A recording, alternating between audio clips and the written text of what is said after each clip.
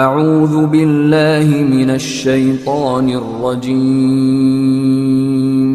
بسم اللہ الرحمن الرحیم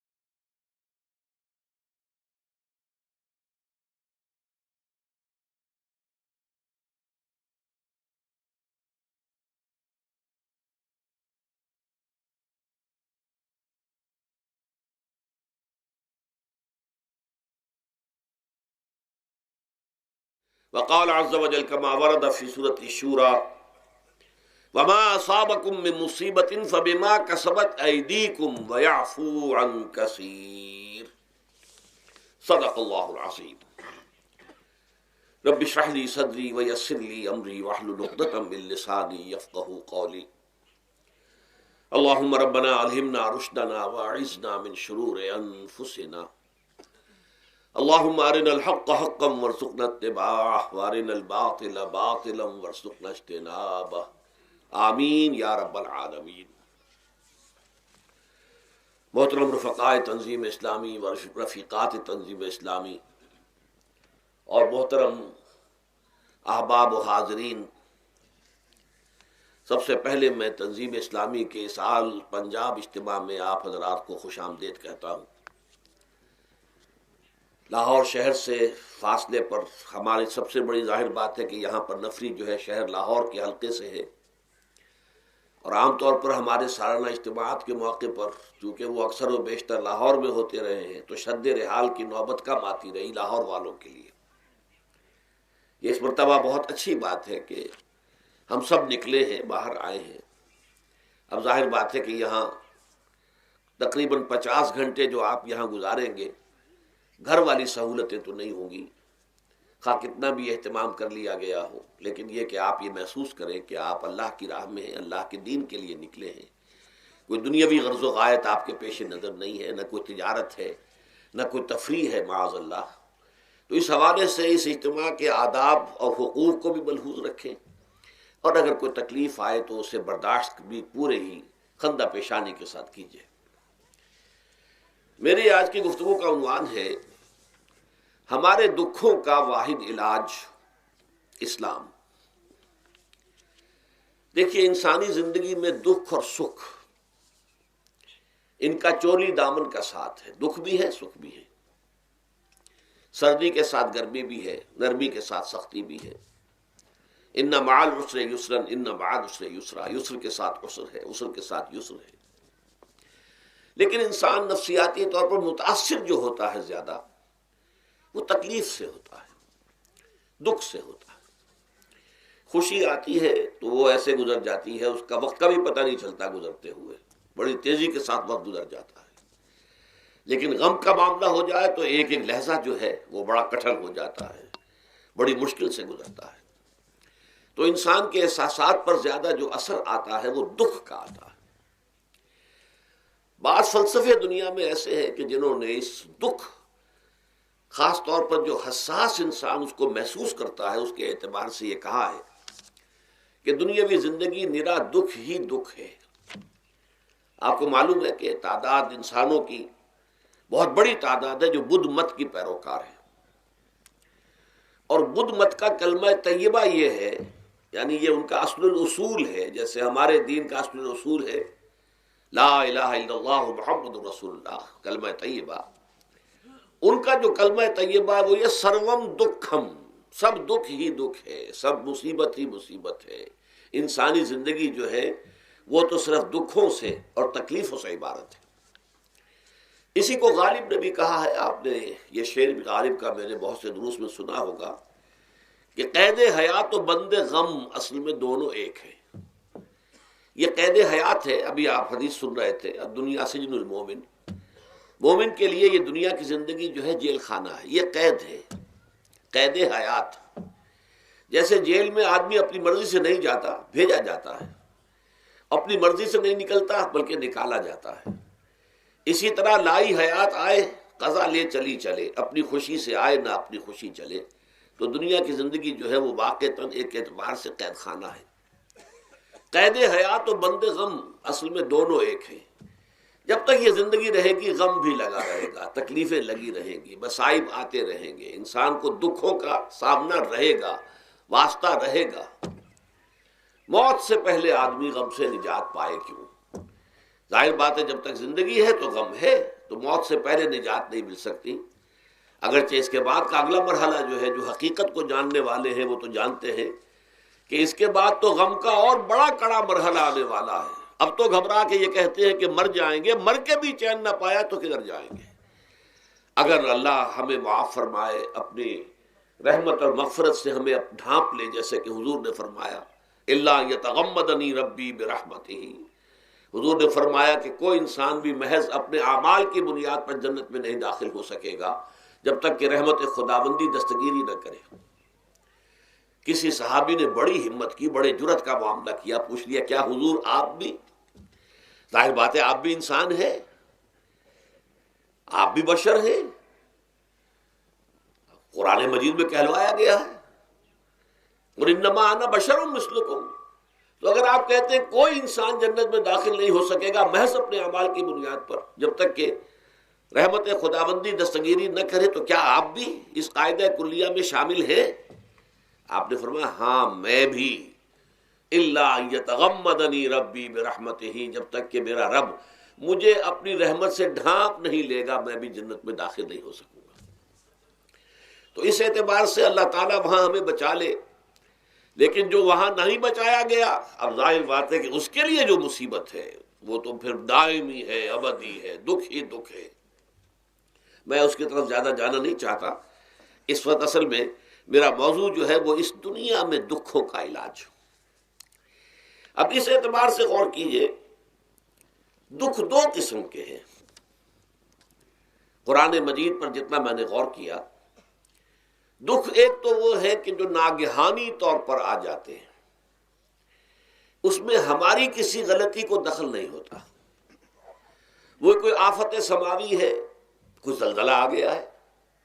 ابھی آپ کو معلوم ہے بھوج جو قصبہ تھا گجرات اسٹیٹ کا، انڈیا کا پورا ختم ہو گیا. اس میں بہت سے مسلمان بھی تھے. جب کوئی آفت سماوی آتی ہے تو وہ ظاہر بات ہے کہ پھر سب کے سب لوگ اس کی لپیٹ میں آ جاتے ہیں. زلزلہ آ گیا یا کوئی اور طوفان آ جائے، جیسا کہ کئی مرتبہ آپ نے اخبارات میں پڑھا ہوگا، اس سال امریکہ میں بہت طوفان آئے ہیں، مشرقی ساحل پر بار بار طوفان آئے. وہاں بھی لوگ مرتے ہیں، وہاں بھی چھتیں اڑ جاتی ہیں، وہاں بھی تباہی جو ہے آتی ہے.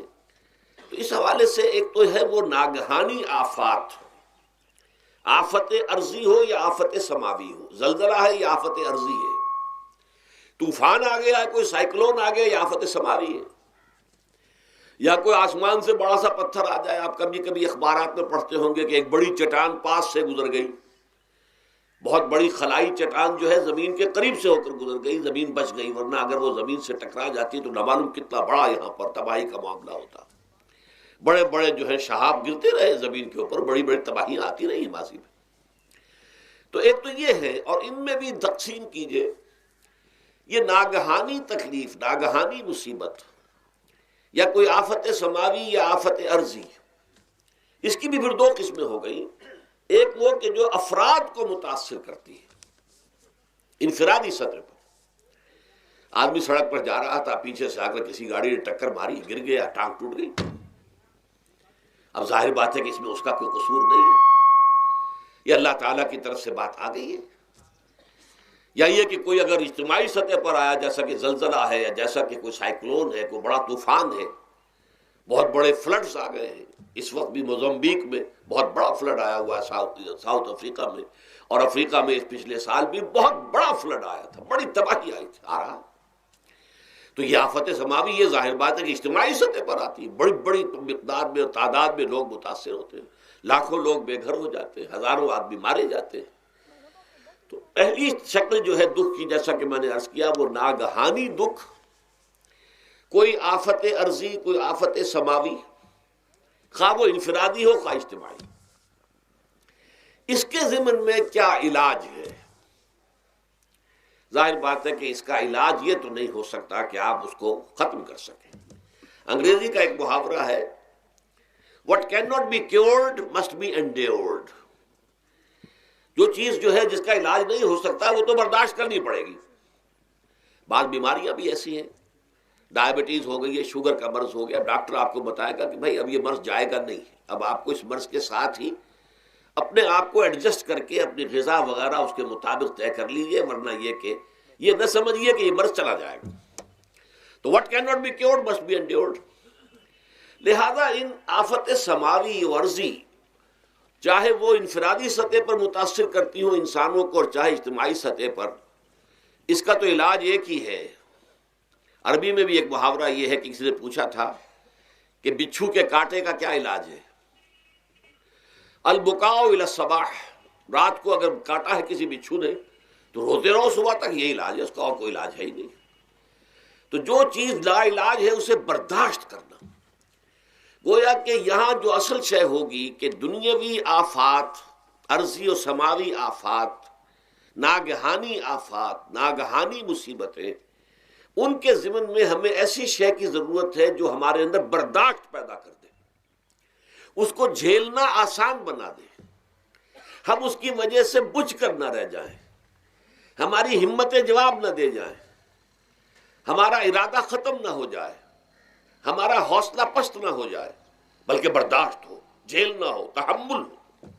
ابھی بٹر صاحب کہہ رہے تھے اللہ تعالیٰ ذرا سا متحمل ہے. میں نے کہا یہ بہت غلط بات کہہ رہے، اللہ بہت متحمل ہے. وہ ذرا سا تو یوں سمجھیے کہ ان کے کہنے کے انداز میں یہ بات آ گئی، ذرا سا رحیم بھی ہے. نہیں، وہ بہت رحیم ہے، بہت متحمل ہے، بہت حلیم ہے. لیکن یہ کہ ہمیں یہ جو آفات سماویہ اور ارضیاں ہیں جو ہمارے اوپر آ جاتی ہیں اللہ کی طرف سے، ان کے ضمن میں ذہنی ایک ایٹیچیوڈ پیدا ہو جائے، سوچ کا ایک خاص رخ بن جائے، انسان کے احساسات ایک خاص طرز پر ڈھل جائیں، تو پھر ان کو برداشت کرنا آسان ہو جاتا ہے.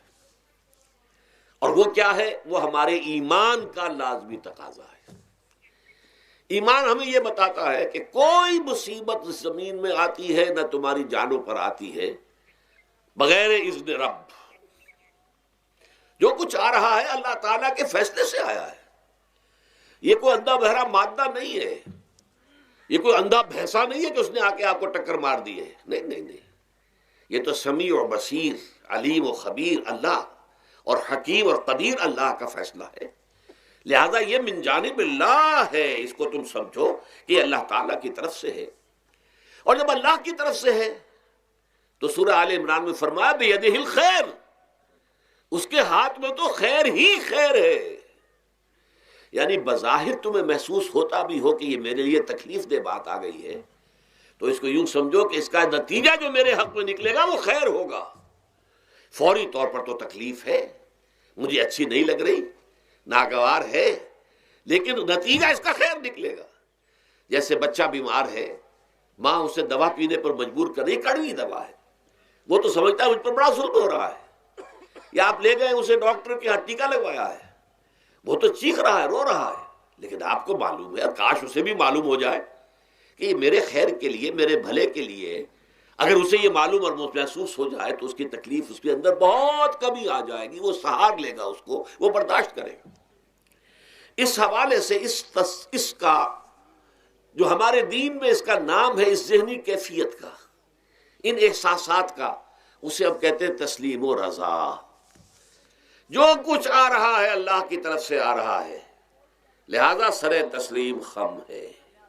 اے اللہ ہم قبول کرتے ہیں، رضا ہر حال میں تیری رضا پر راضی ہے. جو تیرا فیصلہ ہے ہمیں بصر و چشم قبول ہے. تسلیم و رضا، ہم بھی تسلیم کی خو ڈالیں گے. بے نیازی تیری عادت ہی صحیح.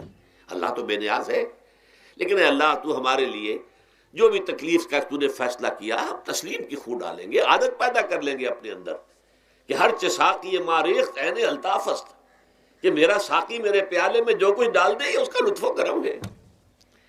یہ مقام رضا ہے. یہ ایمان کا ایک ایسا تقاضا ہے کہ جس کو ہم کہیں گے ایمان کی حلاوت، ایمان کی مٹھاس. اگر آپ کا منہ کڑوا ہو جائے تو آپ چینی کھاتے ہیں تاکہ منہ کا ذائقہ ٹھیک ہو جائے. اگر تکالیف کی وجہ سے، دکھ کی وجہ سے آپ کے احساسات کے اندر کوئی خرابی پیدا ہو رہی ہے، یہ جو مقام رضا ہے یہ اس کے لیے قند ہے، یہ اس کے لیے چینی ہے، یہ اس کے لیے شہد ہے. یہ اس کی تلخی کو ظاہر کر دینے والی شیء ہے کہ اللہ تیری رضا پر راضی، راضی برضائے رب۔ اب اس کے ضمن میں سمجھیے، یہ تو اصولی بات میں نے آپ کو بتا دی، اس کی 3 کیفیات ہو سکتی ہیں کیوں اللہ کی طرف سے یہ چیزیں آتی ہیں۔ سب سے پہلی شے ہے، اب وہ جو آیات میں نے سنائی تھی وہ سن لیجئے پہلے ترجمہ۔ سورہ تغابن میں فرمایا ما صاب من مصیبت الا باذن اللہ، دیکھو کوئی مصیبت تم پر نہیں آ سکتی، نہیں آتی مگر اللہ کے اذن سے۔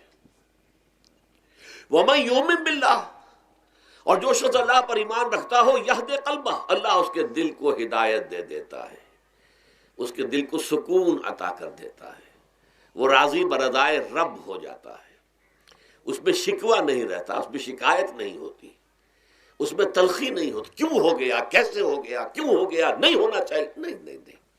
یہ سارا جو پیچ آدمی کھاتا رہتا ہے نا اندر ہی اندر، وہ جو پیچ کھا رہا ہے، یہ سب پیچ سے نجات مل گئی۔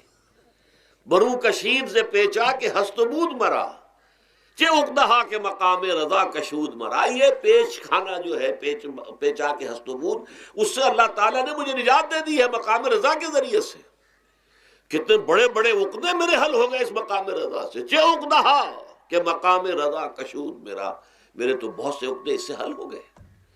اس حوالے سے ایک موٹی بات تو یہ ہو گئی، لیکن اب اس کو 3 حصوں میں تقسیم کیجئے۔ پہلی بات یہ کہ یہ اللہ کی طرف سے آزمائش کے طور پر آتے ہیں۔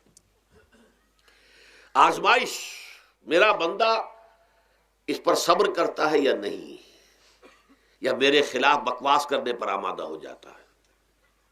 اللہ تو ایسا ہے، اللہ نے تو ہم پر کبھی کرم کیا ہی نہیں ہے، اللہ تو ظالم ہے، معاذ اللہ معاذ اللہ معاذ اللہ۔ کہیں ایسا تو نہیں، میرا بندہ جو ہے تکلیف کو جھیلتا ہے میری وجہ سے، یہ سمجھ کے کہ اللہ کی طرف سے آئی۔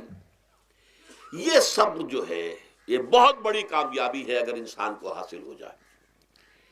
اور اس صبر کے نتیجے میں 2 اور باتیں پیدا ہوتی ہیں۔ یہ مضامین علیحدہ علیحدہ دروس کے اندر آتے رہے ہیں، لیکن آج ایک نئے عنوان کے تحت جمع ہو کر آ رہے ہیں۔ پہلی بات یہ ہوتی ہے کہ یہ امتحان کا نتیجہ کیا نکلتا ہے کہ آپ نے ایک امتحان پاس کیا تو آپ کے اگلے درجے میں ترقی ہو جاتی ہے۔ 5ویں کا امتحان پاس کر لیا نا تو 6ٹھی میں جائیں گے، اب 6ٹھی کا امتحان پاس کریں گے تو 7ویں میں جائیں گے، 7ویں کا پاس کریں گے تو 8ویں میں۔ درجہ بدرجہ انسان کی دینی، ایمانی اور روحانی ترقی کا ذریعہ یہ آزمائش بنتی ہے۔ جتنا اس میں صبر ہوگا، جتنا اس میں تسلیم و رضا جو ہے آپ حاصل کرتے جائیں گے تو آپ کے درجے بلند ہوتے چلے جائیں گے۔ آپ کا امتحان کڑے سے کڑا آئے گا، بڑے سے بڑا آئے گا، مشکل سے مشکل تر آئے گا۔ ایک وقت میں ایم اے کا امتحان بھی آپ کو دینا ہوگا، ایک وقت میں ہو سکتا ہے پی ایچ ڈی کے لیے تھیسس آپ لکھیں، پھر اس کے اوپر جو ہے ٹیم بیٹھی ہوئی اور آپ سے وہ بحث کرے، جرا کرے آپ سے، وہ بھی کرنا ہوگا۔ لیکن یہ کہ اگر پرائمری ہی میں فیل ہو گئے تو اس کا سوال ہی پیدا نہیں ہوتا کہ کبھی آپ ایم اے کا یا پی ایچ ڈی کا تھیسس بھی لکھیں۔ اور اسی کو دوسرے انداز میں کہا گیا ہے قرآن مجید میں، وَلِيُبْلِيَ الْمُؤْمِنِينَ مِنْهُ بَلَاءً حَسَنًا۔ اصل میں ابلا کہتے ہیں، بلا یبلو جو ہے عربی زبان میں آتا ہے آزمانا۔ خلق الموت والحیات لیبلوکم ایکم احسن عملا، یہی معنی ابتلا کے، ابتلا یبتلی آزمانا۔ ابلا یبلی جو آتا ہے باب افعال سے، اس میں آتا ہے کسی کو کسی تکلیف میں ڈال کر اس کو نکھارنا، کہ اس کا جوہر نکھر جائے، اس کے اندر جو خیر ہے وہ اور چمک جائے، لوگوں کو بھی معلوم ہو جائے کہ یہ شخص اس مقام کا اہل ہے، اس کے اندر یہ صلاحیت ہے، اس میں یہ قوت موجود ہے۔ تو یہ گویا کہ اہل ایمان کی صلاحیتوں کو نکھارنے کے لیے اور ان کے درجات کی ترقی کے لیے بھی اللہ تعالیٰ دنیا کے اندر یہ مصیبتیں اور امتحانات جو ہیں آزمائش کے حوالے سے افراد پر بھی، اجتماعی طور پر بھی لاتا ہے۔ اور ایک اس کا اور بھی ہے، اہل ایمان پر اس طرح کے ابتلاء و آزمائش کی ایک نوعیت اور بھی ہے، اور وہ یہ ہے کہ جو بھی آپ سے غیر ارادی طور پر، یا یہ کہ آپ نے کوئی گناہ ارادی طور پر بھی کر لیا، اللہ تعالیٰ اس کی سزا اسی دنیا میں دے کر آخرت کی سزا سے محفوظ کر دیتا ہے۔ گویا کہ اس سے بڑا خیر کیا ہوگا؟ یہاں کی سزا کیا ہے؟ جھیل لی آپ نے، بخار آ گیا، ٹانگ ٹوٹ گئی، چلیے 3 مہینے آپ بستر پر پڑے رہے نا، اور کیا ہوا؟ کچھ نہیں۔ لیکن یہ کہ آخرت کی سزا ملتی ہے، بہت عظیم ہوتی ہے، لہذا کفارہ بناتا ہے اللہ تعالیٰ ان گناہوں، ان جو بھی گناہ ہو گئے ہیں، غلطیاں ہو گئی ہیں، ان کا کفارہ اللہ تعالیٰ بندہ مومن کے لیے، حضور کی ایک حدیث ہے، اس کا متن مجھے اس وقت یاد نہیں ہے، کہ مومن کا معاملہ عجیب ہے، اسے کوئی تکلیف پہنچتی ہے صبر کرتا ہے، وہ اس کے گناہوں کا کفارہ بن جاتا ہے، اور اگر کوئی خوبی ملتی ہے اس پر اللہ تعالیٰ کا شکر ادا کرتا ہے، اس کے درجات بلند ہو جاتے ہیں۔ تو یہ معاملہ جو ہے اللہ تعالیٰ کی طرف سے بندہ مومن کے حق میں خیر، کہ در حقیقت اس کے ان گناہوں کی پاداش کہ جو اس نے یہاں کر لیے ہیں، یہی دنیا میں دے کر دھو دیا جائے، پاک کر دیا جائے۔ جیسے آپ کو معلوم ہے دھوبی جو ہے کپڑے کو بھٹی میں چڑھاتا ہے، گرم پانی میں ڈالتا ہے کہ نہیں ڈالتا، تاکہ اس کا میل نکلے، اس کے آگے پٹکتا بھی ہے ذرا اس کو، تاکہ وہ میل اچھی طرح چھٹ جائے اس سے۔ اسی طرح اگر دنیا میں ہمارے میل چھٹ جائیں، دنیا میں اگر ہمارے گناہ دھل جائیں، تو یہ بڑے نفع کا سودا ہے، بڑے نفع کا سودا ہے، بڑے نفع کا سودا ہے۔ اس اعتبار سے آپ غور کیجئے کہ اگر یہ حقائق ہمارے سامنے رہے تو کیا کوئی تکلیف دنیا کی ہمیں بھاری محسوس ہوگی؟ ہمیں تو بتایا یہ گیا ہے کہ عسیٰ ان تکرہوا شیئا وہو خیر لکم وعسیٰ ان تحبوا شیئا وہو شر لکم واللہ یعلم وانتم لا تعلمون۔ ہو سکتا ہے کہ تم کسی چیز کو ناپسند کرو، دراصل کہ اسی میں تمہارے لیے خیر ہے، تمہیں نہیں پتا، اور ہو سکتا ہے تم کسی چیز کو پسند کرو، دراصل کہ اس میں تمہارا شر ہے، لیکن تمہیں نہیں معلوم۔ اللہ یعلم وانتم لا تعلمون، اللہ جانتا ہے تم نہیں جانتے۔ اس حوالے سے سبردم بتو مایا خیش را تو دانی حساب کم و بیش را، اے اللہ، اس کو کہتے ہیں تفویض۔ یہ سورہ تغابن کے درس میں یہ تمام مضامین تفصیل سے آتے ہیں کہ ایمان کے جو باطنی ثمرات ہیں اس میں سب سے پہلے مقام رضا ہے، پھر تفویض ہے، توکل ہے۔ آپ محنت کر رہے ہیں، محنت کر رہے ہیں، محنت کر رہے ہیں، نتیجہ نہیں نکلا۔ ایک نتیجہ یہ نکلے، ایک بچے نے بہت محنت کی، دن رات کام کیا، فیل ہو گیا امتحان میں، اب صدمے سے کمر ٹوٹ سکتی ہے اس کی، لیکن نہیں، ہو سکتا ہے کہ اللہ تعالیٰ نے اسی میں میرے لیے خیر رکھی ہو، اس لیے کہ ہماری محنت سے کچھ نہیں ہوگا، ہمارے مادی وسائل سے کچھ نہیں ہوگا، ہوگا اللہ کے اذن سے، اللہ کی مرضی سے، اللہ کی مشیت سے۔ یہ ہمارے لیے خاص طور پر اس اعتبار سے بہت اہم نقطہ ہے، ہم سب راہ حق کے مسافر ہیں، اپنے اپنے بس پڑتے محنت کر رہے ہیں، وقت بھی صرف کر رہے ہیں، مال بھی صرف کر رہے ہیں، محنت کر رہے ہیں، مشقت کر رہے ہیں، لیکن فرض کیجئے جیسا کہ ہے فی الواقع، فرض کیا کیجئے، وہ تو واقع سامنے کی بات ہے، نتائج نکلتے نظر نہیں آ رہے، قدم نہیں بڑھ رہے، ہماری طرف لوگوں کا رجوع عام نہیں ہے، ٹھیک ہے، اس پر قطعاً بدل ہونے کی بات نہیں ہے، یہ اللہ تعالیٰ کی مشیت میں ہوگا، جب وہ چاہے گا تب ہوگا۔ ہمارا کام یہ کہ اپنا فرض ادا کیے چلے جائیں بس، اور نتیجے سے بالکل ذہن کو اپنے منقطع کر لیں، ذہن کا کوئی تعلق آپ کے نتیجے کے ساتھ نہ رہے۔ یہ جب تک کیفیت ہماری نہیں ہوگی، ہم اس راہ پر استقامت اور مدام اس پر محنت اور جد و جہد کرنا جو ہے وہ ہمارے لیے ممکن نہیں رہے گا۔ اس کے لیے میں اگر آپ کے سامنے رکھوں معاملہ کہ حضور صلی اللہ علیہ وسلم کے جو پہلے 10 برس ہیں، جب سے آپ کو آغاز ہوا ہے وحی کا، اس کے بعد سے پہلے 10 برس دن رات کی محنت، شدید مشقت، یہاں تک کہ اللہ بھی روک رہا ہے، نبی آپ اپنے آپ کو ہلاک کر لیں گے، لعلک باخع نفسک الا یکونوا مؤمنین، کیا آپ اپنے آپ کو اس صدمے میں ہلاک کر لیں گے، یہ ایمان نہیں لا رہے، اس قدر صدمہ۔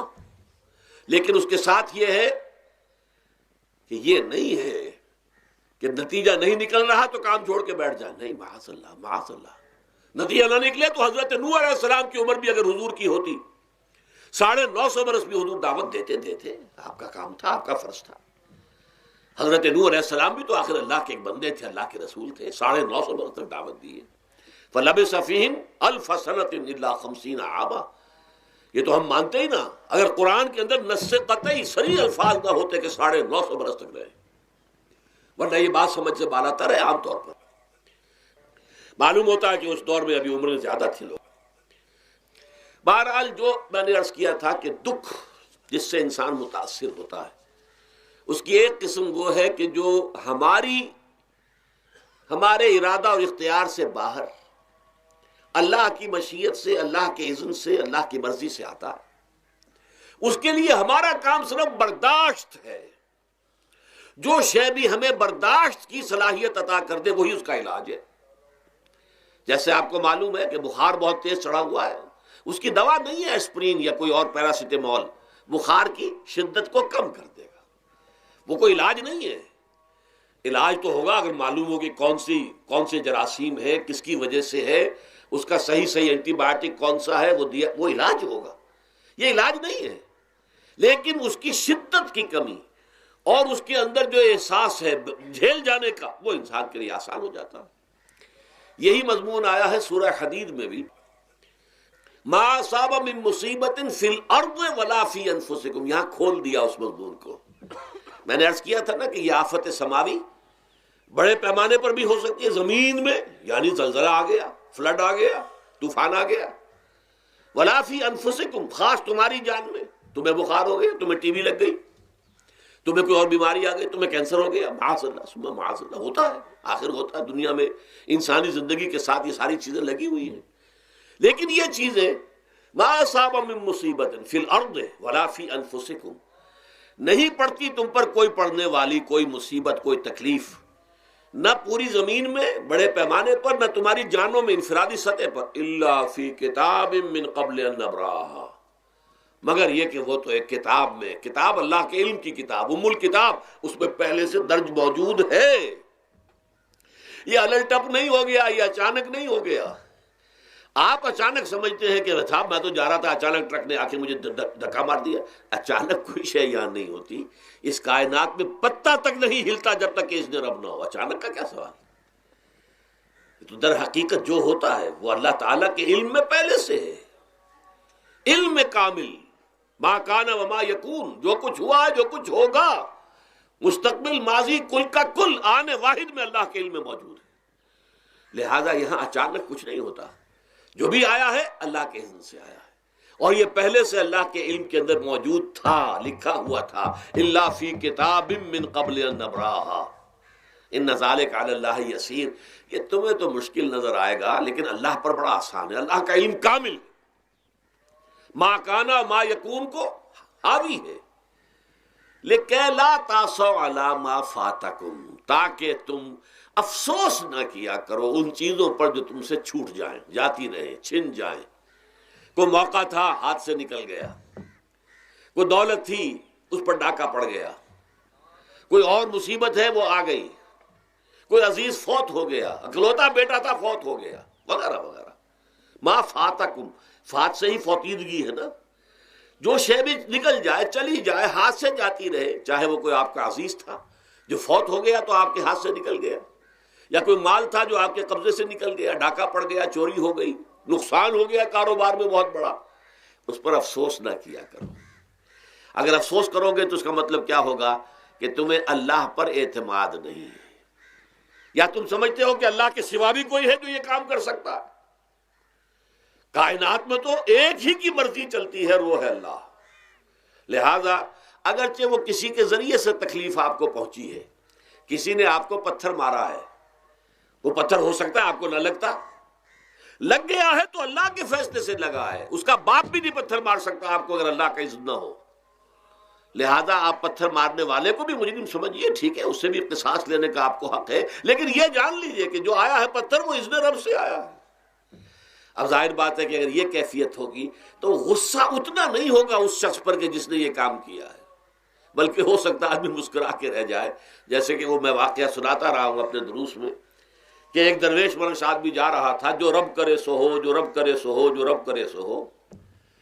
کسی شخص نے پتھر اٹھا کر دے مارا، اس کے سر پہ لگ گیا کہ اس نے پیچھے پلٹ کر دیکھا کس نے مارا ہے.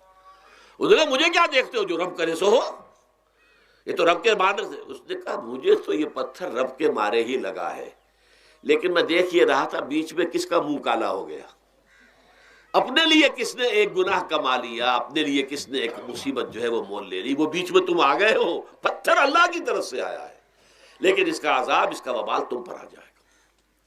بہرحال یہ تو میں نے عرض کیا آپ کے سامنے، وہ چیزیں کہ جو آ جاتی ہیں، وہ تکالیف، وہ مصائب جو اللہ کی طرف سے من جانب اللہ ہے، اس میں آپ کسی کو مورد الزام نہیں ٹھہرا سکتے، وہ آپ پر آ گیا. دوسری تکلیفیں وہ ہیں جن کے لیے فارسی میں کہتے ہیں خود کردہ، اپنے ہاتھوں جو مصیبتیں آتی ہیں. اس کے لیے میں نے آپ کو سورہ شورى کی آیت سنائی ہے، ما اصابکم من مصیبت فبما کسبت ایدیکم ویعفو عن کثیر. جو مصیبت بھی تم پر آتی ہے انسانوں، وہ تمہارے اپنے ہاتھوں کے کرتوتوں کی وجہ سے آتی ہے. اور ابھی تو اللہ بہت سی چیزوں کو تو معاف بھی کرتا رہتا ہے، ہر تمہاری غلطی پر پکڑتا نہیں ہے، ہر خطا کے اوپر تمہیں سزا نہیں دیتا ہے، کوئی سزائیں معاف بھی کرتا رہتا ہے، عفو و درگزر سے بھی کام لیتا ہے، بہت متحمل اور حلیم بھی ہے، بہت رحیم اور غفور بھی ہے اور کریم بھی ہے. لیکن یہ کہ یہ جان لو کہ ایک مصیبتیں وہ ہیں جو تمہاری اپنی پیدا کرتی ہیں، بما کسبت ایدیکم، تمہارے اپنے ہاتھوں کی کمائی. یہ کون سی خود کردہ؟ یہ در حقیقت ہے اجتماعی نظام جو انسان بناتا ہے. اس اجتماعی نظام کو غلط کر کے اگر اس نے اپنے لیے مصیبتیں کھڑی کر لی. مصیبت ہے لیکن یہ مصیبت تمہارے اپنے ہاتھوں کی لائی ہوئی ہے. تم نے نظام غلط بنایا ہوا ہے، تم نے دولت کی تقسیم غلط کی ہوئی ہے. اللہ نے تو رزق پیدا کر دیا اور سب کے لیے کافی ہے. یہ تم نے کیا ہے کہ ایک طرف کچھ لوگوں کے کھتے بھرے ہوئے ہیں اور ایک طرف کوئی فاقے سے مر رہا ہے. یہ خود کردہ ہے، یہ ہمارا کبھی ہے. یہ تم نے نظام غلط بنایا ہے. یہ جو نظام کے اندر خرابی ہے یہ تمہاری اپنے کرتوت ہیں. تم نے خود نظام کے اندر غلطی رکھی ہوئی ہے، ناانصافی گھولی ہوئی ہے، اس کا زہر گھولا ہوا ہے. یہ تمہارے اپنے کرتوتوں کی وجہ سے، اور اس کا علاج تمہیں کرنا پڑے گا خود. اور وہ علاج کیا ہوگا؟ اور نظام کو صحیح قائم کرو. اللہ کا دیا ہوا نظام عدل و قسط. یہی وجہ ہے کہ سورہ حدید کی جو آخری آیت میں نے پڑھی تھی وہ کیا تھی؟ اللہ تعالیٰ فرماتا کہ ہم نے تو اپنے رسولوں کو بھیجا اس لیے، کتابیں نازل اس لیے کی. لقد ارسلنا رسلنا بالبینات، ہم اپنے رسولوں کو بھیجتے رہے معجزوں کے ساتھ، واضح نشانیوں کے ساتھ. وانزلنا معهم الکتاب والمیزان، ان کے ساتھ ہم نے کتاب اتاری، میزان اتاری. یہ سارا کچھ ہم نے کس لیے کیا؟ لیقوم الناس بالقسط، تاکہ لوگ عدل پر قائم ہوں. اب اگر تم نے اس عدل کے نظام کو چھوڑ کر اللہ کے دیے ہوئے نظام کو تج کر تم نے خود اپنا نظام بنا لیا، تو ظاہر بات ہے سرمایہ دار جب نظام بنائے گا تو وہ مزدور کے بارے میں نہیں سوچ سکتا. اسے تو اپنی مصلحتیں نظر آئیں گی، اس کے سامنے تو اپنا نفع ہوگا. جتنا زیادہ سے زیادہ نفع کما لو، جتنا ان مزدوروں کا خون نچوڑ سکو نچوڑ لو. زمیندار نظام بنائے گا تو وہ بیچارے کاشتکار مزارع ہاری اس کی مصلحت نہیں دیکھ سکتا. وہ تو کہے گا مجھے اپنے بچوں کو انگلستان بھیجنا ہے تعلیم کے لیے، مجھے اپنے لیے جو ہے اسلام آباد میں بھی بنگلہ بنانا ہے اور پری میں بھی بنانا ہے، اور پھر مجھے تو ایئر کنڈیشن بنگلے چاہیے ہر جگہ پر. وہ تو اپنی مصلحت کو دیکھے گا. وہ غریب کے ساتھ کیا بیت رہی ہے جو دن رات کی محنت اور مشقت کر رہا ہے، جس نے ہل چلایا ہے، جس نے بیج ڈالا ہے، جس نے پانی دیا ہے، جس نے فصل کی دیکھ بھال کی ہے، جس نے پھر فصل کاٹی ہے. اس کے لیے تو بمشکل 2 وقت کا گزارا، وہ بھی بمشکل. اور اس کے علاوہ نہ اس کے بچے کے لیے علاج معالجے کی کوئی سہولت ہے، نہ اس کی اولاد کے لیے تعلیم کی کوئی کا بندوبست ہے. لیکن یہ کہ اسی کی محنت کے نتیجے میں عیش اڑا رہا ہے وہ زمیندار اور جاگیردار. ان کے محل ہیں، ایئر کنڈیشنڈ ہیں، ان کے بچے انگلستان اور امریکہ میں تعلیم حاصل کرتے ہیں. اب آگے بڑھ کر انہوں نے کارخانے دار بھی وہ بن گئے. وہی لوگ ہیں کہ جو اعلیٰ تعلیم حاصل وہ کرتے تھے وہی بیوروکریٹس بنتے ہیں، انہی میں بڑے بڑے افسر آئیں گے. عام آدمی جو ہے وہ تو شاذ نکل آتے ہیں. کچھ لوگ بہت ذہین بچے بھی ہوتے ہیں، غربا کے بچے بھی ہوتے ہیں، کبھی کبھی نکل آتے، لیکن وہ تو کوئی 1-2 دانے ہوں گے ایسے جو بہت ہی انتہائی طور پر غیر معمولی طور پر ذہین ہو. عام بچہ کہاں کرے گا، کیسے جائے گا؟ لہذا وہ پیچھے رہ جائے گا. وہ جونیئر کلرک ہوگا یا بہت تیر مارے گا سینئر کلرک ہو جائے گا، اپر گریڈ کلرک ہو جائے گا لوور گریڈ کلرک سے بڑھ کر. اللہ خیر صلی اللہ. یہ کمشنر کون ہوں گے، ڈپٹی کمشنر کون ہوں گے؟ یہ تو ظاہر بات ہے اسی. سیکریٹری کون ہوں گے؟ یہ 22 گریڈ والے کون ہوں گے، 21 گریڈ والے کون ہوں گے؟ ان کی اکثریت انہی لوگوں میں سے ہوگی.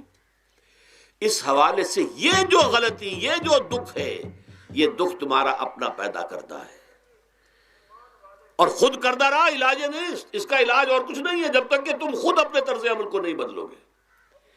اب یہ جو دکھ ہے میں اس میں سے چند کو آپ کے سامنے گنوانا چاہتا ہوں۔ دیکھیے، سب سے پہلا دکھ جو دنیا میں انسان نے خود پیدا کیا سماجی سطح پر، یہ پیدائشی طور پر نیچ ہے اور یہ پیدائشی طور پر اونچا ہے۔ یہ مسلی ہے اور یہ سید ہے۔ ہمارے ہاں تو پھر بھی اللہ کا فضل ہے کہ اتنا زیادہ فرق و تفاوت نہیں۔ ہندوؤں میں یہ شودر ہے اور یہ برہمن ہے۔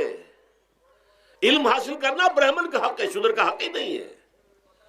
اور شودر کے کان میں اگر اشلوک بھی پڑ جائے کہیں بغیر ارادے کے، کہیں جا رہا تھا اور کہیں گیتا کے اشلوک ہو رہے تھے، اس نے سن لیے، تو اس کی سزا کیا ہے؟ سیسا جو ہے اس کو پگھلا کر اور وہ اس کے کان میں ڈال دیا جائے تاکہ سماعت ہی ختم ہو جائے۔ دنیا میں یہ کس نے کیا بھائی؟ یہ خود انسان نے کیا۔ یہ ظلم انسان اپنے اوپر ڈھا رہا ہے، یہ اونچ نیچ اس نے خود بنائی ہے۔ ہمارے ہاں بھی ہے، اتنی نہیں ہے۔ مسلی کا کیا مقام ہے آپ کے معاشرے میں؟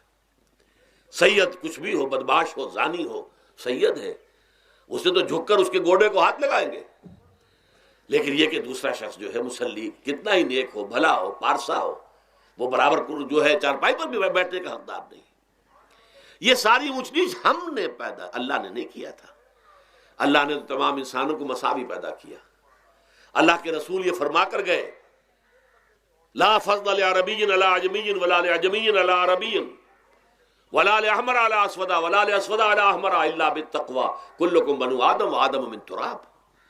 دیکھو، کسی عرب کو کسی اجمی پر فضیلت نہیں ہے، کسی اجمی کو کسی عرب پر کوئی فضیلت نہیں ہے، کسی گورے کو کسی کالے پر فضیلت نہیں ہے، کسی کالے کو کسی گورے پر فضیلت نہیں ہے، الا بالتقوی۔ یہ اگر فضیلت ہے تقوی، کون خدا ترس زیادہ ہے، کس کے اخلاق زیادہ بلند ہے، کون نیک اور پارسا زیادہ ہے، کون لوگوں کی خدمت زیادہ کرتا ہے، اس کے اعتبار سے درجہ بلند ہوگا۔ پیدائشی طور پر تمام انسان بالکل مساوی ہے۔ پھر ہمارے معاشرے میں جو ظلم ہوتا ہے، دو طبقات ہیں جو حضرات سورہ نساء پڑھتے ہیں، اس میں سب سے پہلے دو طبقات جو کہ گرے ہوئے تھے اس معاشرے میں اور آج بھی گرے ہوئے ہیں، ایک یتیم اور ایک عورت۔ ان دونوں کے لیے ابتدائی سے سورہ نساء کے اندر جو ہے احکام آئے تو ان کے بارے میں آئے۔ یتیموں کو ان کا مال ہڑپ کر جانا، ان کو دھکے دینا۔ ارأیت الذی یکذب بالدین فذلک الذی یدعو الیتیم ولا یحض علی طعام المسکین۔ تم نے کبھی غور کیا اس شخص پر جو کہ جزا و سزا کا منکر ہے؟ وہی ہے کہ جو یتیم کو دھکے دیتا ہے۔ یتیموں پر ظلم ہوتا ہے، وہ آپ کے معاشرے میں پستے ہیں، پٹتے ہیں، ان کا کوئی والی وارث نہیں، ان کی طرف سے کوئی پوچھنے والا نہیں، کوئی بولنے والا نہیں۔ اور پھر یہ کہ اگر اس کا باپ کو مال چھوڑ گیا ہے تو وہ چچا کھا جائیں گے، کوئی اور ولی کھا جائیں گے، ختم کر دیں گے، ہڑپ کر جائیں گے۔ جس پر قرآن مجید کہتا ہے کہ ان الذین یاکلون اموال الیتامی ظلما انما یاکلون فی بطونہم نارا۔ یقیناً وہ لوگ جو یتیموں کا مال ناحق ہڑپ کرتے ہیں، وہ اپنے پیٹوں میں آگ کے انگارے بھر رہے ہیں۔ وَسَيَصْلَوْنَ سَعِيرًا۔ اور یہاں تو دنیا میں جو آگ کے انگارے ہیں وہ محسوس نہیں ہو رہے، آخرت میں ایک طرف وہ آگ کے انگارے ظاہر ہو جائیں گے جو اندر سے جلائیں گے، اور ایک طرف جہنم کی آگ باہر سے جلائے گی۔ یہ دو طرفہ جلن جو ہے ان کو برداشت کرنی پڑے گی۔ ظاہر بات ہے یہ ہمارا اپنا کیا ہوا ہے، یہ اللہ کی طرف سے نہیں ہے، یہ ہم نے نظام غلط بنایا ہے، ہم نے اتوار اپنے برے کر لیے۔ اور دوسرا طبقہ خواتین کا، عورتوں کا۔ سب سے بڑا ظلم اس معاشرے میں کیا ہے؟ جو بچپن ہی سے احساسات کے اوپر ایک بوجھ بن جاتا ہے بچیوں کے، کہ بیٹے کو افضل سمجھتے ہیں، بیٹی کو جو ہے گھٹیا سمجھتے ہیں۔ اس قدر ناانصافی، اس قدر ناانصافی۔ اسی باپ کے نطفے سے بیٹا بھی ہے اور بیٹی بھی ہے، اسی ماں کے رحم میں بیٹے نے بھی پرورش پائی ہے، بیٹی نے بھی پرورش۔ بعضکم من بعض، قرآن کہتا ہے تم سب ایک دوسرے میں سے ہو، کوئی افضل نہیں، کوئی گھٹیا نہیں۔ اللہ تعالیٰ نے، اللہ کے نبی نے کسی بیٹے کی پرورش پر کوئی اجر و ثواب نہیں بتایا۔ ہاں، 2 یا 3 بیٹیوں کو پال پوس کر، تہذیب سکھا کر، پھر ان کی شادی کر کے ان کے گھروں میں پہنچا دیا، جنت کی ضمانت اللہ تعالیٰ دے رہا ہے۔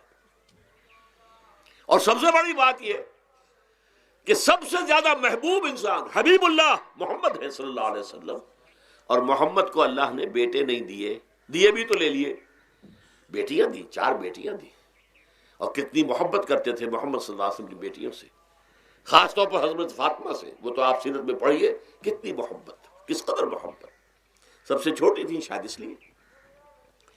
بہرحال پہلی بات تو یہ کہ بچپن ہی سے وہ دعویٰ پڑھنا شروع ہو جاتا ہے بچیوں کے ذہنوں پر کہ ہم کو گھٹیا ہیں، ہمارے بھائی بڑھیاں ہیں، ہمارے والدین جو ہیں ان سے زیادہ محبت کرتے ہیں، ہم سے نہیں کرتے۔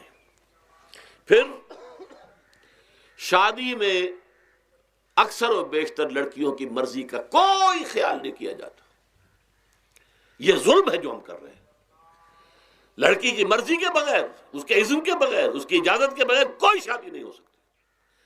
زبردستی وہ بھیڑ بکریاں نہیں ہے کہ جس کے ہاتھ چاہا آپ نے بیچ دیا، معاذ اللہ ثم معاذ اللہ ثم معاذ اللہ۔ یہ ضرور ہے کنواری بیٹی ہے تو اس سے صرف آپ نے پوچھا اور وہ خاموش رہی، بس یہ بھی کافی ہے۔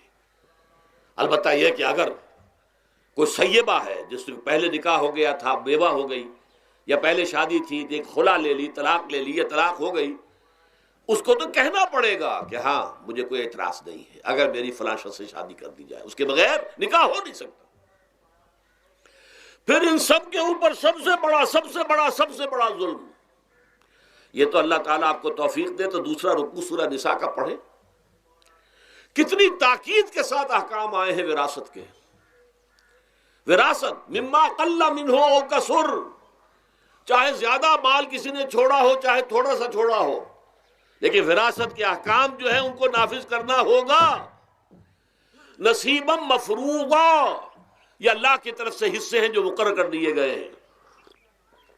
لیکن ہمارے معاشرے میں کون ہے جو بیٹیوں کو دینے کو تیار ہو اور بہنوں کو دینے کو تیار ہو؟ مجھے تو حیرت ہوئی تھی، مالا کنڈ میں آپ کو معلوم ہوگا ایک دفعہ بڑی تحریک چلی تھی شریعت کے نفاذ کی۔ مولوی صوفی محمد صاحب بڑے نیک آدمی ہیں، بہت، اس میں کوئی شک نہیں، 80,000 کا مجمع لے کر جلوس لے کر وہ چل پڑے تھے اسلام آباد کی طرف۔ جیسے ابھی اکرم آوان صاحب نے دھمکی دی تھی کہ 3 لاکھ میرے پاس ہیں، لیکن وہ 3 لاکھ میں سے وہ تو ان کے ہاں جمع جو ہوئے مشکل 5 سے 6 ہزار آدمی جمع ہوا تھا کل، لیکن یہ تو 80,000 کو مالا کنڈ سے لے کر اور دریا اٹک تک تو پہنچ گیا تھا۔ اللہ کا بندہ، 80,000 کا قافلہ وہاں روکا گیا۔ لیکن ان سے بھی جب میں نے جا کر بات کی کہ مولانا شریعت آپ نافذ کروانا چاہتے ہیں، لیکن کیا آپ بچیوں کو بھی وراثت کا حق دینے کو تیار ہیں؟ کیا نہیں، یہ تو رواج کا معاملہ ہے۔ میں نے کہا لا حول ولا قوت الا باللہ، اگر یہ رواج کا معاملہ ہے تو باقی چیزیں بھی رواج کی ہیں، پھر شریعت بدل چکی ہے، اب شریعت کا رواج نہیں رہا، ساری شریعت چھوڑ دیجیے آپ۔ لیکن ان کی نیکی کی بات ہے یہ کہ پہلے توجہ کبھی ان کی ادھر نہیں ہوئی، لیکن میری یہ بات جو ہے ان کو لگ گئی ان کے دل کو۔ اگلی مرتبہ جب ان سے ملنے گیا تو انہوں نے کہا کہ اب میں نے بیعت لینی شروع کی ہے لوگوں سے کہ وہ اپنی بیٹیوں کو بھی حق دیں گے، وراثت کے اندر تقسیم کر کے دیں گے حصہ۔ لیکن یہ کہ اس وقت تک انہوں نے کہا تھا ابھی کل 28 آدمیوں نے بیعت کی ہے، وہ 80,000 سے بیعت یہ لینی آسان کام نہیں ہے۔ 80,000 کو جوش دلا کر شریعت کے نام پر لا کر ٹکرا دینا یہ آسان کام ہے، لیکن 80,000 سے یہ بیعت لینا کہ پورے شریعت پر عمل کریں گے یہ بہت مشکل ہے۔ یہی تو وجہ ہے ہمارا قافلہ اگر سست گام ہے تو کیوں ہے؟ ہم یہ کہتے ہیں کہ پہلے میدان میں آنے سے پہلے اپنی ذات پر اپنے گھر میں دین نافذ کرو، پھر باہر نکلو، اپنی معاش اور اپنی معاشرت پر اسلامی شریعت نافذ کرو، پھر باہر آ کر اسلام کا نعرہ لگانے کا تمہیں حق پہنچتا ہے، ورنہ نہیں۔ اگر تمہاری اپنی ذات پر دین نافذ نہیں، چہرے پر 12 بجے ہوئے ہو، اللہ تعالیٰ کے نبی کی سنت کا کہیں آثار دور دور تک نظر نہ آ رہے ہو، روزانہ پھاوڑا چلا رہا ہو آدمی نبی کی سنت کے اوپر شیو کر رہا ہو، اور پھر وہ کہے میں اسلام چاہتا ہوں، بھائی اللہ کے بندے پہلے ذرا یہ کمی پوری کر لے۔ اور اگر تیرے کاروبار میں کوئی حرام شے ہے، تیری معاش میں کوئی حرام شے ہے، کوئی سودی معاملہ کیا ہو، ختم کر اس کو اللہ کے بندے۔ بینک کی سروس کر رہا ہے، چھوڑ اس کو۔ اگر یہ کام کر لو، بے پردگی اختیار کی ہوئی ہے، اللہ نے تو پردہ سکھایا ہے، اللہ کے نبی نے پردہ سکھایا ہے، شریعت اسلامی نے پردہ رکھا ہے، مردوں اور عورتوں کا اختلاط پسند نہیں ہے، اس پر عمل کرو۔ پھر آنا میدان میں، پھر دوسروں کی غلطی جو ہے بتانا اس کو کہ یہ تم غلط کر رہے ہو، مشرف تم یہ کر رہے ہو غلط کر رہے ہو، فلاں تم یہ کر رہے ہو غلط کر رہے ہو، نواز شریف تم یہ کر رہے ہو غلط کر رہے ہو۔ لیکن یہ ہے کہ اس سے پہلے اپنے اوپر، اس لیے میں نے آپ کو بتا دیا وہ واقعہ کہ انہوں نے بتایا، بعد میں اور بھی آ گئے ہوں گے انشاءاللہ، مجھے امید ہے، لیکن جب میں ملا تھا تو انہوں نے کہا تھا ابھی صرف 28 آدمیوں نے بیعت کی۔ بہرحال عورتوں کا ایک حق ہے جو حضور نے بیان فرمایا اور قرآن مجید نے بیان کیا، عاشروہن بالمعروف، عورت کا اکرام ہو، بیٹی کی حیثیت سے بھی، بہن کی حیثیت سے بھی، بیوی کی حیثیت سے بھی، اور ماں کی حیثیت سے تو سمجھو کہ جنت جو ہے وہ ماں کے قدموں تلے ہے۔ الجنت تحت اقدام الامہات، فرمان ہے محمد رسول اللہ صلی اللہ علیہ وسلم کا۔ لہذا اکرام، عورت کا اکرام، عورت کی عزت، بیٹی کی حیثیت سے بھی، بہن کی حیثیت سے بھی، بیوی کی حیثیت سے بھی، اور ماں کی حیثیت سے بھی۔ عاشروہن بالمعروف، اپنی بیویوں کے ساتھ رہو بھلے طریقے پر، نیک طریقے پر، اچھے طریقے پر۔ حضور نے یہاں تک فرمایا خیارکم خیارکم لأہلیکم وانا خیرکم لأہلی۔ دیکھو مسلمانوں، اے میرے صحابیوں، تم میں سے بہتر لوگ وہ ہیں جو اپنے گھر والوں کے حق میں بہتر ہیں، نرمی کرتے ہیں۔ عورت کے بارے میں یہ بھی فرمایا، ایک مرتبہ سواری تیز دوڑا رہے تھے جو بھی اونٹ کو لے کے جانے والے تھے، جبکہ ہودج میں کچھ خواتین سوار تھیں۔ حضور نے فرمایا دیکھو نا، یہ نگینے ہیں جو سوار ہیں، ان کو زیادہ دھکے نہ لگواؤ تیز تیز اونٹ چلا کر، ان کے ساتھ نرمی ہو، ان کے ساتھ نیکی کی جائے، ان کے احساسات کا خیال رکھا جائے، ان کے ساتھ زیادتی نہ ہو، مار پیٹ کا کیا سوال، معاذ اللہ ثم معاذ اللہ۔ ان کے ساتھ جو ہے عاشروہن بالمعروف، بھلے طریقے پر گزارا کرو۔ یہاں تک فرمایا ہو سکتا ہے کہ کسی وجہ سے تمہاری بیوی جو ہے تمہاری نگاہوں سے گر جائے، اب آپ کے دل میں اتنی محبت نہیں رہی، لیکن اللہ فرماتا ہے دیکھو ہو سکتا ہے کہ اس میں کوئی پہلو ایسا ہو، تلاش کرو، کوئی پہلو ایسا ہو بہتری کا کہ جس کی وجہ سے تلاش کر کے اس کو اپنی نگاہوں میں مرکوز کر لو، تاکہ اس کے تمہارے دل میں اس کے لیے محبت دوبارہ اثر نہ ہو، اس پہلو کی وجہ سے جو تمہاری نگاہ سے اوجھل تھا۔ وہ اچھائی اس میں ہے، سیرت کی اچھائی ہے، صورت بہت اچھی نہیں ہے، اللہ نے سیرت اچھی دے دی ہے، جو کچھ دیا، جو اچھائی ہے، جو بھلائی ہے، اس کو تلاش کرو اور نگاہ کو وہاں پر جماؤ تاکہ تم ان کے ساتھ اچھا سلوک کر سکو۔ اس سے آگے آئیے، معاشی میدان ہے سب سے زیادہ سخت اور سب سے زیادہ کٹھن اور سب سے زیادہ ظالمانہ نظام۔ اس میں سب سے بڑا ظلم جو ہمارے پاکستان میں ہے وہ یہ زمینداری، غیر حاضر زمینداری، اور یہ جاگیرداری۔ محنت کرے کسان مزدور ہاری، عیش کرے جاگیردار زمیندار، یہ اس سے بڑا ظلم اور کوئی نہیں ہو سکتا۔ اور چونکہ ہماری معیشت بنیادی طور پر زرعی معیشت ہے، ہمارا تو زیادہ تر جو آبادی کا طبقہ ہے وہ کاشتکار ہے، لہذا سب سے بڑا ظلم جو ہو رہا ہے وہ در حقیقت یہ زمینداری، غیر حاضر زمینداری اور جاگیرداری۔ اب اس میں سمجھ لیجئے اس بات کو اچھی طرح، کتنا بڑا ظلم ہے۔ ایک شخص خود شہر میں رہ رہا ہے، لاہور میں، ساری سہولتیں اسے حاصل ہیں، کتنی سہولت ہوتی ہے، ٹوٹی کھولی اور پانی آ رہا۔ دیہات میں جا کے بیچارے کاشتکار کو معلوم ہو سکتا ہے کہیں سے دور سے پانی کھینچ کر لانا پڑتا ہو کسی کنویں سے، کہاں اسے یہ سہولت ہے کہ ٹوٹی کا کان مروڑا اور پانی حاضر، کہاں یہ سہولت ہے کہ بجلی کا بٹن اوپر سے نیچے کیا اور بکا روشن ہو گیا۔ یہ ساری سہولتیں بھی لے رہا ہے اور وہ تنخواہ بھی لے رہا ہے کوئی، یا کوئی کاروبار بھی کر رہا ہے، اور ایک زمین اس کے پاس ہے، فلاں ضلع میں میرا رقبہ ہے، اس رقبے پر جو کاشت کر رہا ہے آ کر اس کی کمائی میں سے، اس کی فصل میں سے آدھا بٹا کر لے جاتا ہے۔ کیا حق پہنچتا ہے اسے؟ یہ مزارعت جو ہمارے ہاں جس کو جائز قرار دے دیا گیا، یہ دور ملوکیت میں جائز قرار دیا گیا، بادشاہت جو ہے وہ چلتی تھی، جیسے آپ نے کن کھجورا دیکھا ہے نا، اس کے بہت سی ٹانگیں ہوتی ہیں، کن کھجورے کی کتنے پاؤں ہوتے ہیں؟ سینکڑوں۔ ایسے ہی بادشاہوں کے یہ پاؤں ہوتے تھے، جاگیردار، 3000 منصبدار، 5000 منصبدار، 20,000 منصبدار، 30,000 منصبدار، یہ جاگیردار، بڑے بڑے علاقے ان کے پاس ہیں۔ اب ظاہر بات ہے کہ وہ خود تو کاشت نہیں کر سکتے نا، انہیں تو مزارے چاہیے، لہذا مزارعت کے جائز ہونے کا فتویٰ دیا گیا جب اسلام میں بادشاہت آ گئی، ملوکیت آ گئی اور جاگیرداری آ گئی۔ جو ملوکیت کے پاؤں ہیں وہ کنسلے کی طرح، کن کھجورے کی طرح اس کے پاؤں ہیں، تو وہ تو جاگیردار ہے۔ یہ ہے جس کی وجہ سے امام ابو حنیفہ نے کہا مزارعت حرام ہے، جس کی زمین ہے وہ کاشت کرے، یا حضور کی حدیث ہے کہ چاہے اپنے بھائی کو دے دے تو ایک دانہ لینے کا حقدار نہیں ہے۔ اگر تو تمہارا کوئی اور ذریعہ معاش نہیں ہے تو ٹھیک ہے، جاؤ کاشت کرو۔ تمہارا کوئی اور ذریعہ معاش ہے، تمہارا کاروبار ہے، تمہاری دکان چل رہی ہے، تم ملازمت میں ہو، تمہیں تنخواہیں مل رہی ہیں، تمہارا پروویڈنٹ فنڈ بھی جمع ہو رہا ہے، تمہیں تو تمہارے ریٹائرمنٹ کے بعد وہ پینشن بھی مل جائے گی، اور اس کے ساتھ ساتھ تم نے یہ ظلم روا رکھا ہوا۔ زمین اگر ہے یا تو جاؤ کاشت کرو، ورنہ یہ کہ اس زمین کو دے دو اپنے کسی بھائی کو، ملکیت تمہاری رہے گی، کاشت وہ کرے گا تو جو فصل ہوگی اس کی برداشت بھی وہی کرے گا، وہی لے کر جائے گا۔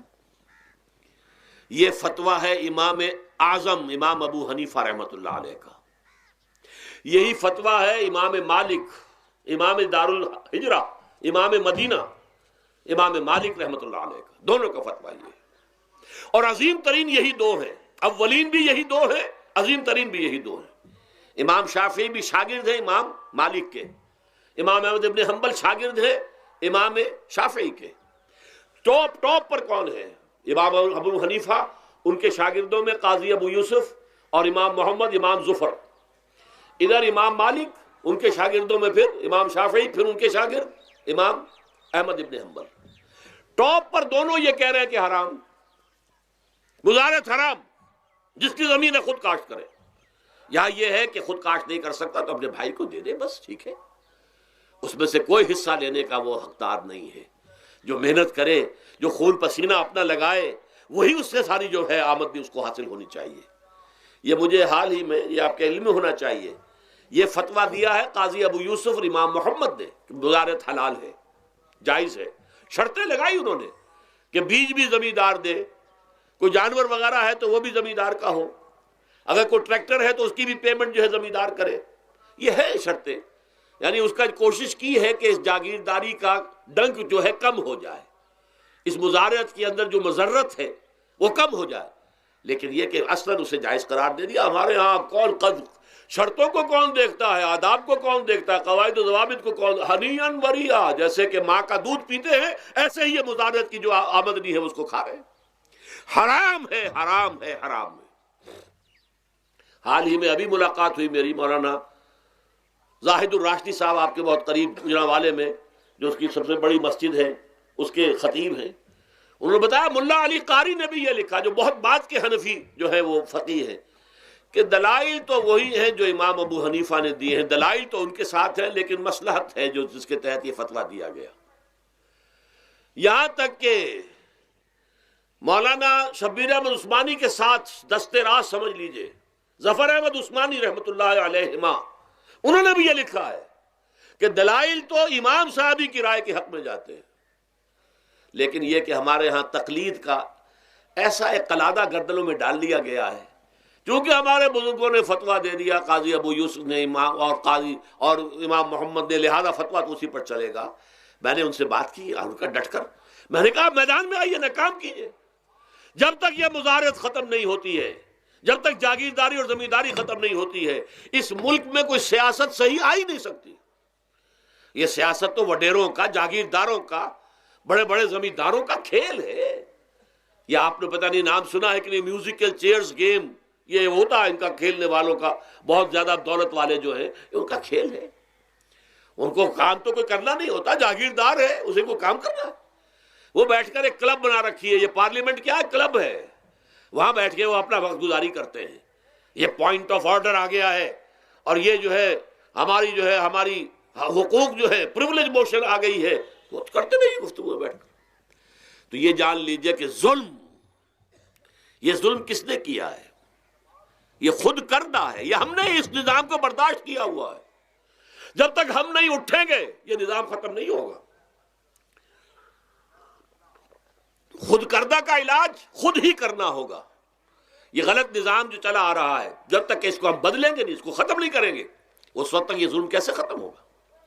اس سے آگے آئیے، ایک ہے کارخانے دار. کارخانے دار کو اور مزدور کو آپ نے چھوڑ دیا کہ باہم طے کریں.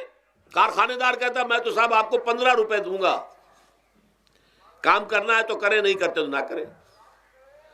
آپ نے زیادہ سے زیادہ یہ کیا کہ نہیں یہ ویج بہت کم ہے، آپ نے ایک یونین بنا لی، کچھ ہڑتال کر دی.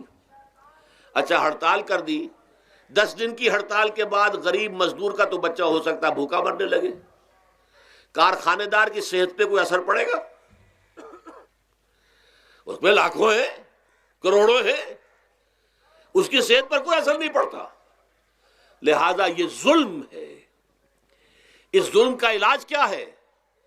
اگر یہ ضمانت ریاست کی طرف سے ہو، حکومت کی طرف سے، کہ اگر تمہیں تمہاری مناسب مزدوری نہیں ملتی مت کرو کام، لیکن تمہارے بچے کو بھوکا ہم نہیں مرنے دیں گے، تمہیں سبسسٹنس الاؤنس دیں گے، ان ایمپلائمنٹ الاؤنس دیں گے، ہم زکوٰۃ کا نظام قائم کریں گے جس کے تحت کہ انڈر رائٹ کر دیں گے، طے کر دیں گے، لکھ دیں گے کہ ہر شہری کی بنیادی ضروریات کی کفالت ریاست کے ذمے ہے.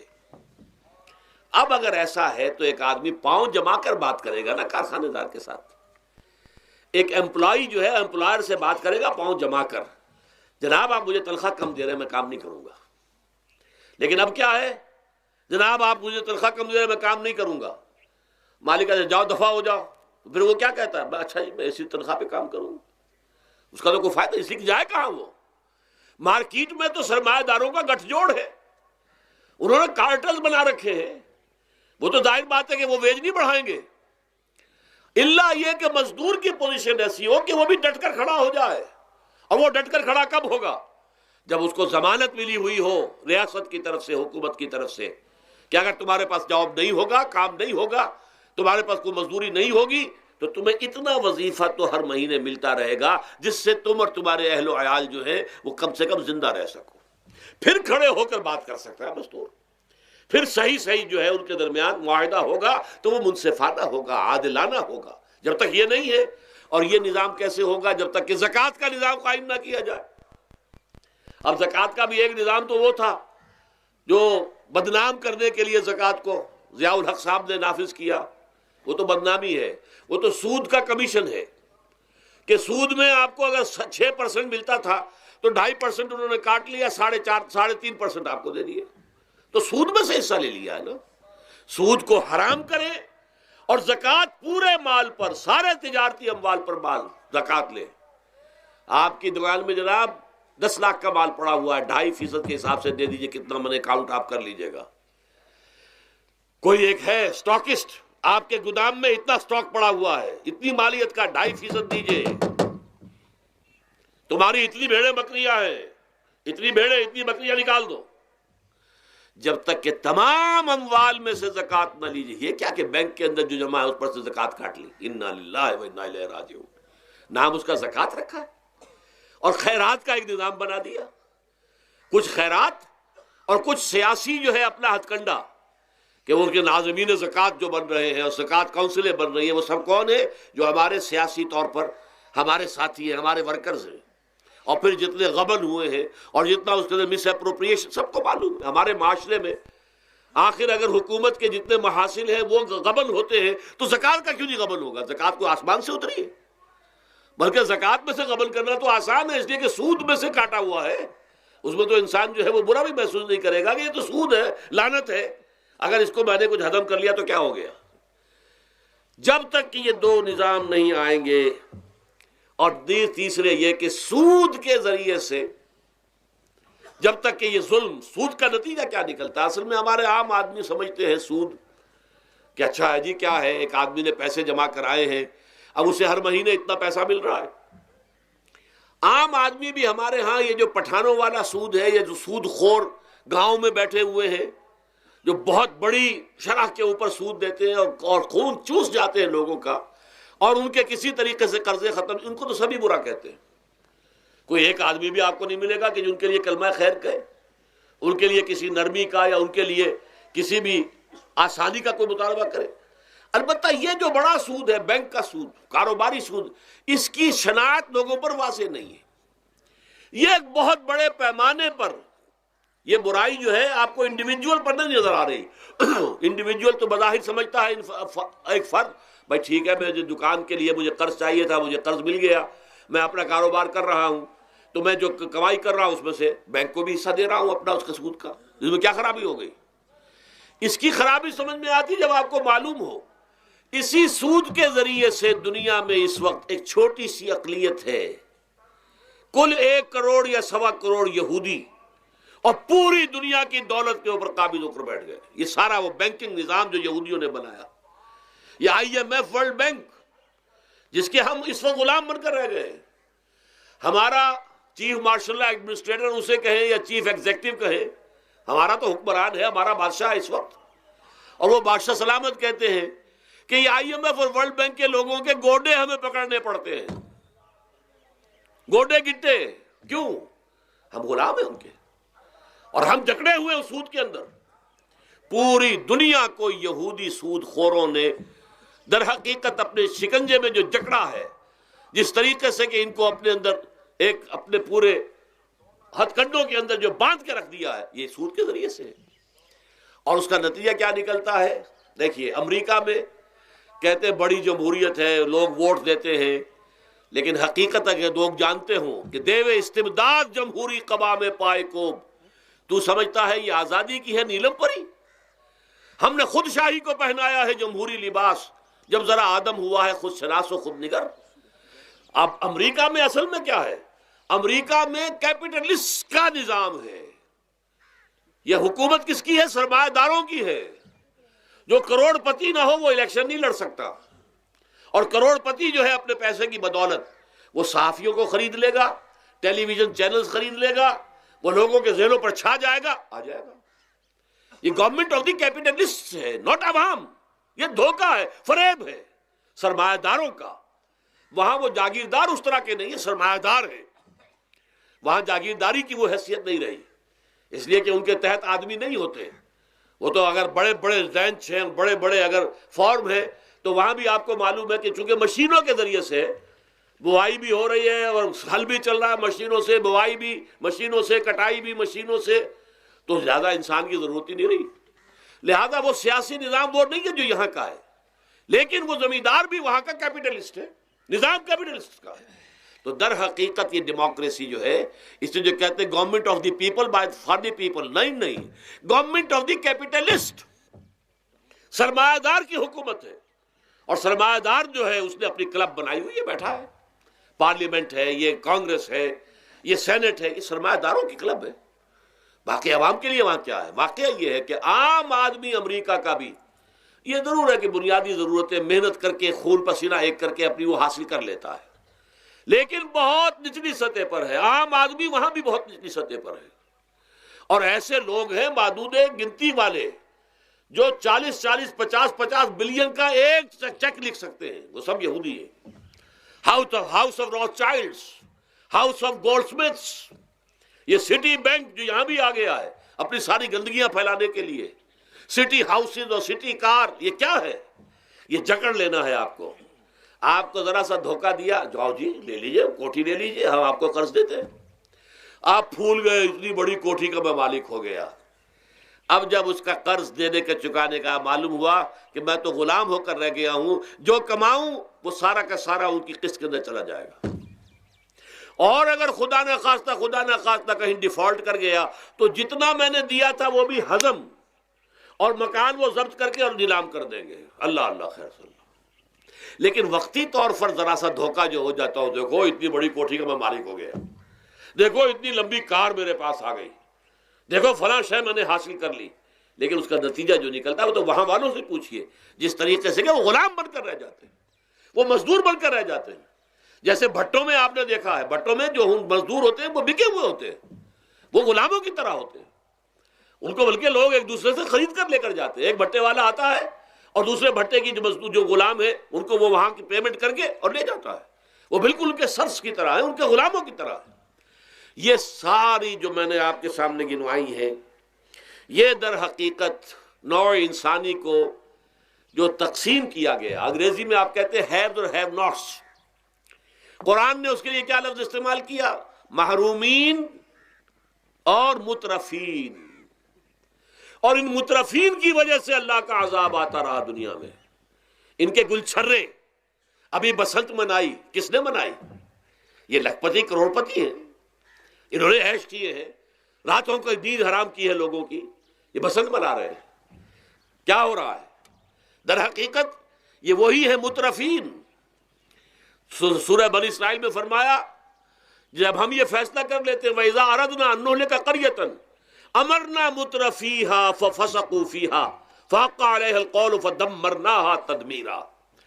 جب ہمارا فیصلہ ہوتا ہے کہ کسی بستی کو، کسی علاقے کے لوگوں کو ہلاک کر دیں، تو مترفین جو ہیں، دولت مند لوگوں کو ہم حکم دے دیتے ہیں، آزادی دے دیتے ہیں، ان کی لگام ڈھیلی کر دیتے ہیں، اس میں فسق و فجور کا بازار گرم کر دیتے ہیں.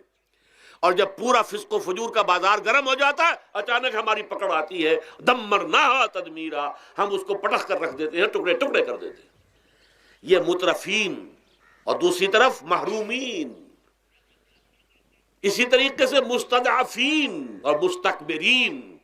ایک طرف مستکبرین ہے، ہاٹی پیپل، جو کہ پارلیمنٹ میں جاتے ہیں، جو جاتے ہیں سینٹ کے اندر بیٹھتے ہیں، جن کا ایک طبقہ ہے، وہ ایک علیحدہ ہی ہے، ان کی سوسائٹی علیحدہ ہے، ان کے تہوار علیحدہ ہے. نیو ایئرز نائٹ پر جو کچھ یہ کرتے ہیں بدماشیاں، اس کا ذرا سا آپ کو اندازہ بہرحال دیہات کے رہنے والوں کو نہیں ہے. لاہور اور کراچی کے لوگوں سے پوچھئے کیا ہوتا ہے، اسلام آباد کے لوگوں سے پوچھئے، پشاور اور کوئٹے کے لوگوں سے پوچھئے. یہ سب در حقیقت مستضعفین ایک طرف، مستکبرین دوسری طرف، محرومین ایک طرف اور مترفین ایک طرف. یہ سوسائٹی کو تقسیم کر کے اور پھر تقسیم کرو اور راج کرو، ڈیوائیڈ اینڈ رول. یہ آپس میں ٹکرائیں گے، آپس میں لڑیں گے، تم ان سب کے اوپر حکومت کرو. اب ظاہر بات ہے کہ اس کا علاج میں نے عرض کیا تھا نا کہ پہلے قسم کے دکھ تو وہ ہیں جو من جانب اللہ آتے ہیں، اس کا تو سوائے برداشت کے کوئی مادہ نہیں، کوئی اس کا اور ہمارے پاس چارہ نہیں. لیکن برداشت کا حوصلہ بڑھانے کے لیے وہ ساری باتیں ایمان کے ذریعے سے ہمیں ملتی ہیں. لیکن یہ جو خود کردہ ہے، اپنے غلط نظام کی وجہ سے جو دکھ ہم نے پھیلا رکھا ہے، جو محرومی پھیلا رکھی ہے، جو بھوک پھیلا رکھی ہے، جو لوگوں پر ظلم کا جو ہے بازار گرم ہو رہا ہے، چاہے وہ سماجی سطح پر ہے، گھروں میں ہے، چاہے بازاروں میں ہے، چاہے مارکیٹوں میں ہے، چاہے کھیتوں میں ہے، چاہے کارخانوں میں ہے، یہ سب ہمارے غلط نظام کا نتیجہ ہے، یہ اللہ کی طرف سے نہیں ہے. وما اصابکم من مصیبت فبما کسبت ایدیکم، یہ تمہارے اپنے ہاتھوں کی کمائی ہے، تمہارے اپنے ہاتھوں کے کرتوت ہیں، تم نے غلط نظام کو قبول کیا ہوا ہے. اب اس کا علاج کیا ہوگا؟ اب علاج ایسے ہوگا جد و جہد کے ذریعے سے اس نظام کو ختم کیا جائے. اس لیے کہ یہ تو میں نے آپ کے سامنے بیماری کا بیان کر دیا ہے، علاج کیا ہے انشاءاللہ اس کے بارے میں گفتگو جو ہے وہ پرسوں ہوگی 11 بجے دن. اقول قولی ھذا واستغفر اللہ لی ولکم ولسائر المسلمین والمسلمات.